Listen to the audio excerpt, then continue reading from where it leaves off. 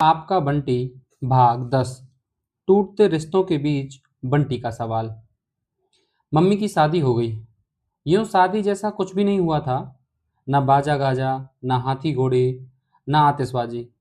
पर जो कुछ भी हुआ, बंटी ने अपनी आंखों से देखा है। शादी के बीच में रहकर देखा है। फिर भी जाने क्यों उस दिन कुछ भी महसूस नहीं हुआ था। लेकिन आज सर्दी की सांझ के इस दुधलके में खुली छत पर अकेले लेटे जैसे फिर मम्मी की शादी हो रही है। बाहर नहीं, बंटी के अपने भीतर हो रही है, मन की परतों पर। और इस बार बंटी केवल देख ही नहीं रहा, महसूस भी कर रहा है। हल्की सी सजावट और एक क्लब का लॉन, परिचित अपरिचित चेहरों की भीड़, हंसी मजाक, खाना पीना। बधाई हो, मुबारक हो। अरे बंटी, मिठाई खाओ बेटे। अपनी मम्मी की शादी की मिठाई खाओ। कितने बच्चे, जाने कितनी आवाजें थीं, कितनी बातें थीं। आज तो सब मिलजुल कर केवल एक शोर भर रह गई है। उस दिन सारे लॉन के पौधे पर लाल पीली बिजली के फूल खिले थे। न जाने कितने फूल, जिनसे रंगीन रोशनी झर रही थी। इस समय भी वह आंखें बंद करे या खोले, चारों ओर फैले हुए वे फूल झिलमिलाते नजर आ रहे हैं। और फूल ही क्यों, या कि शादी की वह सांझ ही क्यों। शादी के पहले की भी तो बहुत सी ऐसी बातें हैं जो पहले केवल बाहर ही हुई थीं, पर इस समय एक साथ मन में डूबती उतारती आ रही हैं। और कितना साफ है वह सब, जैसे अभी अभी हो रहा है। लगता है, लगता ही नहीं कि वह सब तो हो चुका है।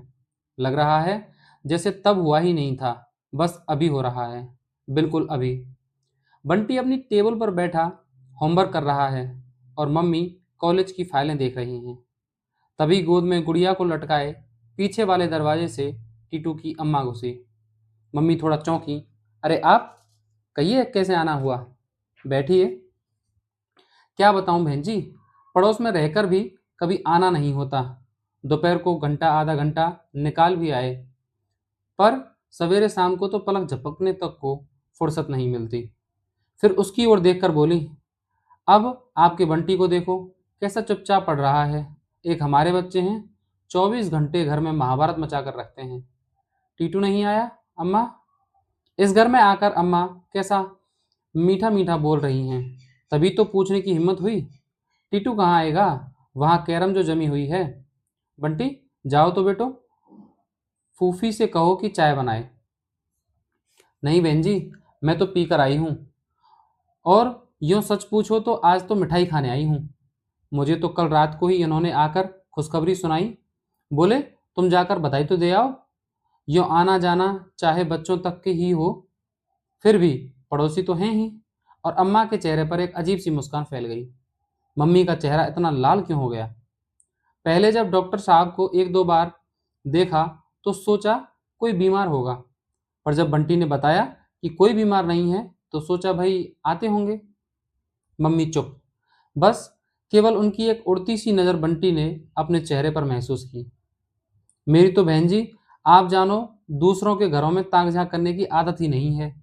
अब पड़ोस में रहते हैं तो दिखता तो सभी कुछ है, पर इधर उधर कुछ पूछताछ करूं, कुछ कहूं सुनूं, ऐसा मेरा स्वभाव ही नहीं। फिर आप पढ़ी लिखी ठहरी, प्रिंसिपल ठहरी, सो तरह तरह के लोग आएंगे ही आपके पास। मम्मी तो जैसे बुत बन गई हैं। बंटी तो बहुत खुश होगा, बेचारा अकेला डांव डांव डोला करे था। मुझे तो सच बड़ा तरस आता था। अब पापा भी मिल जाएंगे और भाई बहन भी। अनायास ही उसकी नज़रें मम्मी से जा टकराईं। पता नहीं क्या था उन नज़रों में कि वहाँ और बैठा नहीं रह सका। रात में मम्मी उसे समझा रही थी, तुझे अच्छा लगेगा बंटी, वहाँ बहुत अच्छा लगेगा बेटे। मम्मी ने जितनी बातें कहीं बंटी सब सुनता गया, बिना एक भी प्रश्न किए, बिना जरा भी विरोध किए। बस पापा का चेहरा बराबर आंखों के सामने कौंधता रहा था। बंटी अपने पलंग पर पड़ा, गर्दन तक रजाई ओढ़े। कमरे में अंधेरा है, सिर्फ मम्मी टेबल लैंप चलाकर अपनी मेज पर कुछ लिख रही हैं। मम्मी हमेशा किसी न किसी काम में लगी ही रहती हैं आजकल। बंटी को खाने के लिए कहती हैं तो खा लेता है, दूध पीने के लिए कहती हैं तो दूध पी लेता है, जब पढ़ने के लिए कहती हैं तो पढ़ने बैठ जाता है। आधे अंधेरे आधे उजाले में बैठी कैसी लग रही हैं मम्मी। एकाएक मन में कौंधा, बंगाल की जादूगरनी, फूफी ने ही सुनाई थी कहानी या शायद पढ़ी थी। उसके आधे शरीर से अंधेरा फूटता था और आधे शरीर से उजाला। जाने कैसा भय मन में समाने लगा। जिस दिन से डॉक्टर साहब वह जादू वाली शीशी इस घर में रख गए हैं, बंटी के मन में एक अजीब सा डर कुलबुलाता रहता है। एक बार तो हिम्मत करके उसने उस शीशी को ढूंढा भी था, सारी दराजें, सारी अलमारी, पर नहीं मिली। जादू की चीजें जादू के ढंग से ही छुपाई जाती हैं शायद। एकाएक मम्मी ने टेबल पर झुकी हुई गर्दन ऊपर उठाई और घूमकर बोली, बंटी। बंटी ने खट से आंखें बंद कर लीं। वही परिचित स्वर, अपनी मम्मी का स्वर। तो मन का डर धीरे धीरे बहने लगा। सो गया बेटा? मम्मी पास आई और एक बार रजाई को ठीक से उसके चारों ओर लपेट दिया। फिर उसी के पलंग पर बैठकर धीरे धीरे उसका माथा उसके गाल से हिलाती रहीं। बंटी को लगा जैसे बिना बोले ही मम्मी फिर आश्वस्त कर रही हैं, तुझे अच्छा लगेगा बंटी, वहां तुझे अच्छा ही लगेगा। मम्मी के इस स्पर्श से ही बंटी के मन के भीतर ही भीतर तेजी से कुछ पिघलने लगा। एक बार मन हुआ रजाई उतार कर फेंक दे और मम्मी से लिपट जाए। पता नहीं मम्मी को आश्वस्त करने के लिए या खुद आश्वस्त होने के लिए, पर उमड़ते आवेग को उसने होठ भींच कर रोक लिया। बहू जी, फूफी की आवाज़ कैसी बदली हुई है। एक बार मन हुआ कि आंख खोलकर देखे कि ये फूफी ही बोल रही है। क्या बात हो गई फूफी? मम्मी कितना मीठा बोल रही हैं। बहुत दिनों से उसने मम्मी की ऐसी मीठी आवाज़ ही नहीं सुनी। इतने साल आपकी नौकरी कर ली बहू जी, अब भगवान की नौकरी करेंगे और क्या। कुछ बात भी बताओगी? फूफी चुप। रो तो नहीं रही, पर किसी तरह की भी कोई आवाज़ ही नहीं आ रही है। तुम भी मुझसे नाराज़ हो फूफी? मम्मी की आवाज़ जैसे पिघल कर थरथरा रही है। अरे, हम नौकर आदमी, हम कैसे नाराज़ होंगे? पर भगवान ने जीभ दी है तो बोलेंगे ज़रूर। आप 100 जूता मारेंगी तो हम तनिको चिंता नहीं करेंगे, पर बिना बोले हमसे रहा नहीं जाएगा। बंटी का मन फिर जाने कैसा कैसा होने लगा। अब आप जो कर रही हैं बालक बच्चा को लेकर, सो आपको शोभा देता है? बड़े आदमियों की बड़ी बात मुंह पर कौन बोलेगा और काहे बोलेगा, पर फूफी तो मुंह पर ही बोलेगी। अब फूफी भी शादी वाली बात ही कहेगी। मम्मी का शादी करना बुरी बात है? आप तो जानती हैं साहब को लेकर हमारे मन में आज भी कैसा गुस्सा है। अब आप भी वही करेंगी, सब करेंगी। हमसे नहीं देखा जाएगा यह सब। मम्मी जरूर बैठी बैठी होंठ काट रही होंगी। मम्मी से जब जवाब देते नहीं बनता है तो बस यूं ही होंठ काटती हैं। जवानी यूं ही आती होती है बहू जी, फिर बुढ़ापे में उठी हुई जवानी। माँ सत्यानाशी, साहब ने जो किया तो आपकी मिट्टी पलीत हुई, और अब आप जो कर रही हैं इस बच्चे की मिट्टी पलीत होगी। चेहरा देखा है बच्चे का कैसा निकल आया है, जैसे रात दिन घुलता रहता हो भीतर ही भीतर। फूफी, एक सख्त सी आवाज कमरे को चीरती हुई इस कोने से उस कोने तक गूंज गई। एक क्षण को बंटी भीतर ही भीतर सहम गया। देखो फूफी, मैं तुम्हारी बहुत इज्जत करती हूँ, अपनी माँ से भी ज्यादा, पर माँ को भी कभी मैंने अपनी बातों के बीच में नहीं बोलने दिया। मुझे याद नहीं वे कभी बोली हों। एक क्षण को मम्मी रुकी। यह अधिकार तो मैं किसी को दे ही नहीं सकती। हमने कहा ना बहू जी, आप हमें हरिद्वार भिजवा दो बस। तुम जिस दिन चाहो मैं इंतजाम करवा दूंगी। तुम यहाँ से जो कुछ भी चाहो ले जा सकती हो। इस घर पर तुम्हारा भी उतना ही अधिकार है जितना मेरा। और तो क्या कहूँ। मम्मी के स्वर में अजीब सी नरमाई आ गई। नरमाई नहीं, जैसे मम्मी थक गई हों। तो क्या फूफी चली जाएगी? बिना फूफी के कैसे रहेगा वह? रह सकता है कभी? मम्मी ने उसे क्यों नहीं समझाया कि फूफी, तुम्हें वहां भी अच्छा लगेगा, वहां भी बहुत अच्छा लगेगा। कल वह समझाएगा फूफी को। फूफी मम्मी की बात चाहे ना माने, उसकी बात नहीं टाल सकती।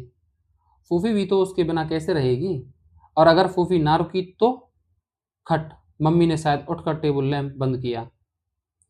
बंद आंखों ने भी महसूस किया कि कमरे का अंधेरा खूब गाढ़ा हो गया है। बंटी ने आंखें खोली। गुप्त अंधेरे में डूबी हुई मम्मी की आकृति बहुत धुंधली सी दिखाई दी। धीरे से वह भी बगल वाले पलंग की रजाई में दुबक गई।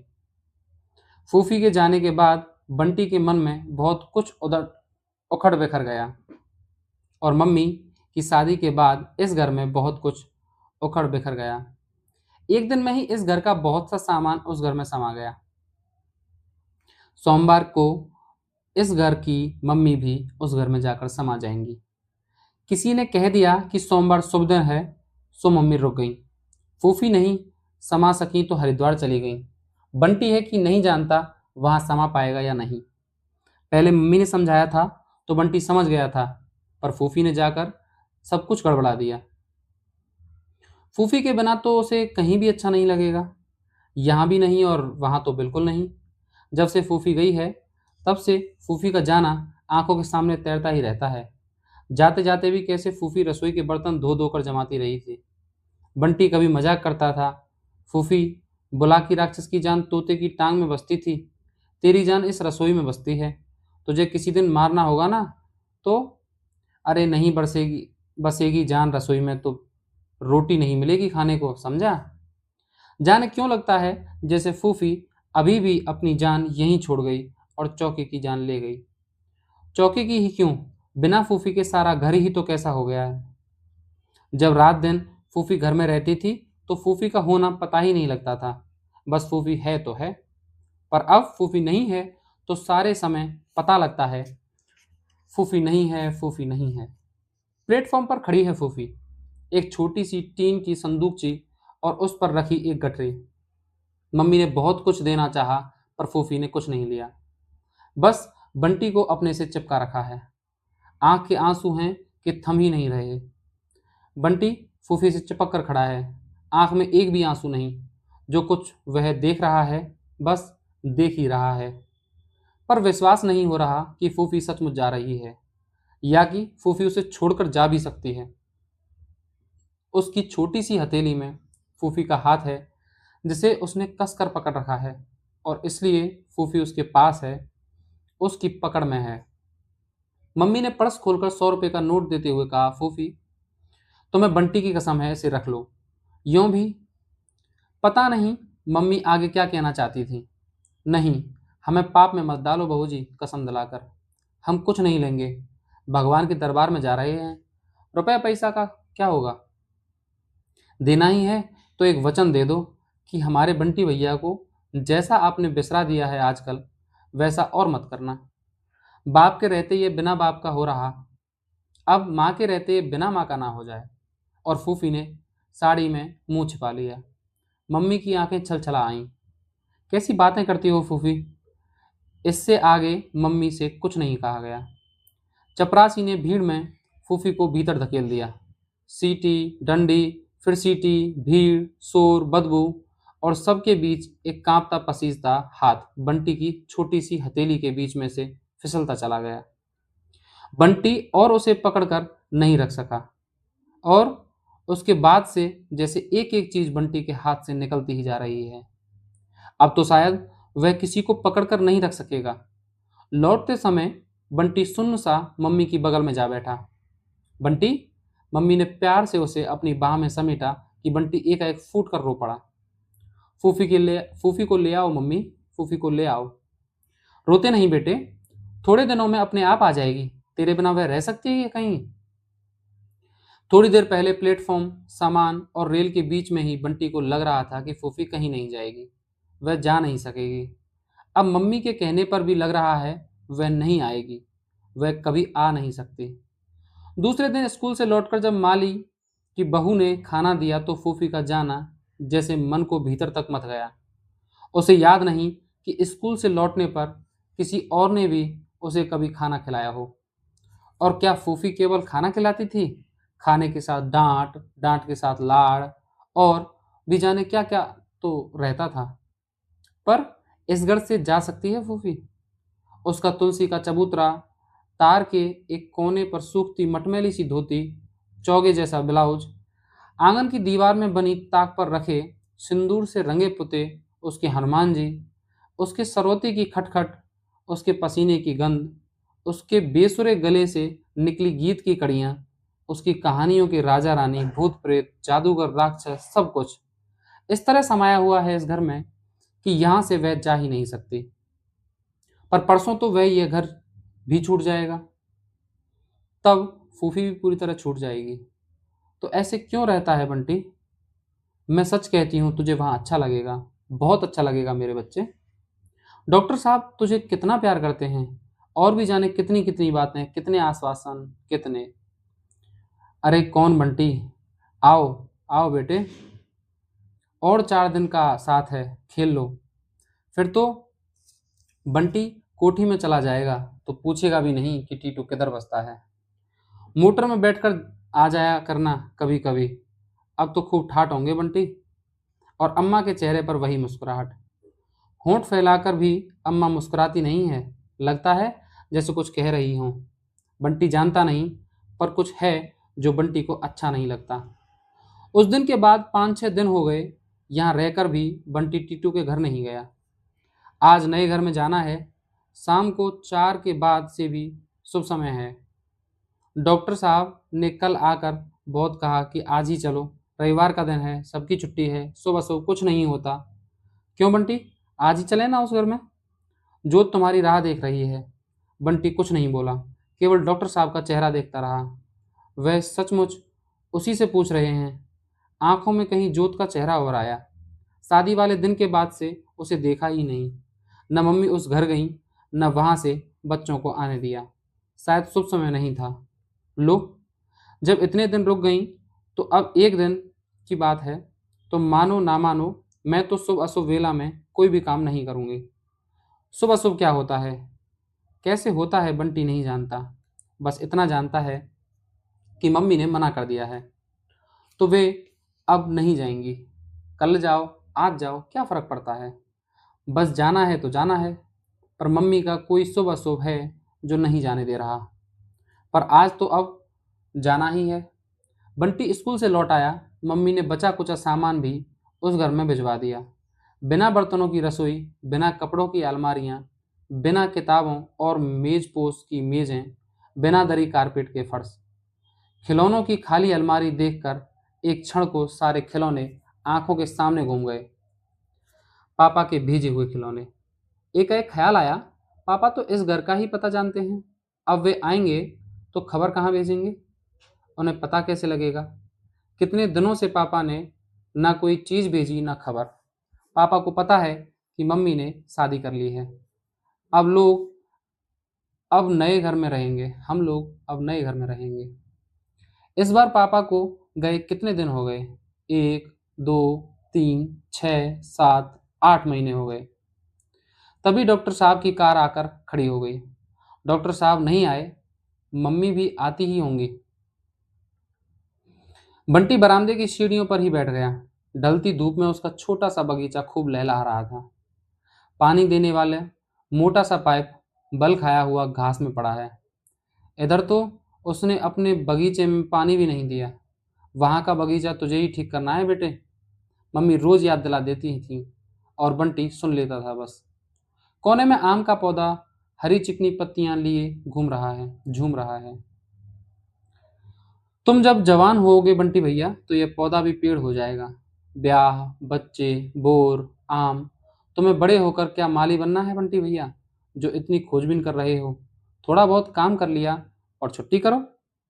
खटखट करती मम्मी आई। उनकी शॉल का एक छोर जमीन में घिसट रहा है। साथ ही हीरालाल और माली भी हैं। पहले मम्मी कॉलेज से आती थी तो चेहरा कैसा थका थका लगता था। आज लग रहा है जैसे कॉलेज से आई नहीं, कॉलेज जाने के लिए तैयार होकर निकली हैं। मम्मी कैसी खुश खुश रहती हैं आजकल। मांग का सिंदूर चमकता रहता है। पहले दिन मम्मी की लाल लाल मांग उसे बड़ी अजीब लगी थी। अब अजीब नहीं लगती, फिर भी नज़र वहीं जाकर अटक जाती है। तू आ गया बेटे, कुछ खाया तो नहीं होगा ना। चलो अभी चलते हैं। हीरालाल एक एक करके सारे कमरे बंद करने लगा। मम्मी बंटी के कंधे पर हाथ रखे माली को आदेश दे रही हैं। देखो माली, बंटी भैया के सारे पौधे उखाड़ कर उधर ले आना। मोगरा, गुलाब, मोरपंखी और कौन कौन से पौधे आ सकते हैं बेटे। एकाएक उनकी नज़र उस आम के पौधे पर गई। ये आम का पौधा आ सकता है वहाँ, आ सके तो जरूर जरूर ले आना। मम्मी को और कुछ याद नहीं आया। गाड़ी में बैठकर बंटी ने एक उड़ती सी नज़र अपने घर की ओर डाली और फिर खिड़की पर थोड़ी टिका ली। अब यह सब कुछ पीछे छूट जाएगा। 2-4 दिनों से तो वह खुद मनाने लगा है कि इस सब को यहीं छोड़कर वह चला जाए। कार चल दी, पर यह क्या, यह घर, यह बगीचा, हाथ जोड़कर खड़े हुए हीरालाल और माली। सब के सब जैसे कार के साथ साथ दौड़े चले आ रहे हैं, धुंधलाए हुए, थरथराए हुए। कुछ भी तो पीछे नहीं छूटा। बंटी और मम्मी ने उसे अपने पास खींच लिया तो अवश्य वह मम्मी पर ही जा लदा। पर बंटी रोया नहीं। यह तो कॉलेज का घर था बेटा, अपना घर तो नहीं था।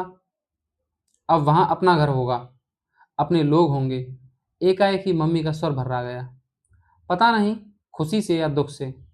बंटी के अपने मन में तो न खुशी है न दुख, कुछ भी तो नहीं है सिवाय इस एहसास के कि वह जा रहा है। धन्यवाद। अगले पार्ट को सुनने के लिए हमें ज़रूर फॉलो करें।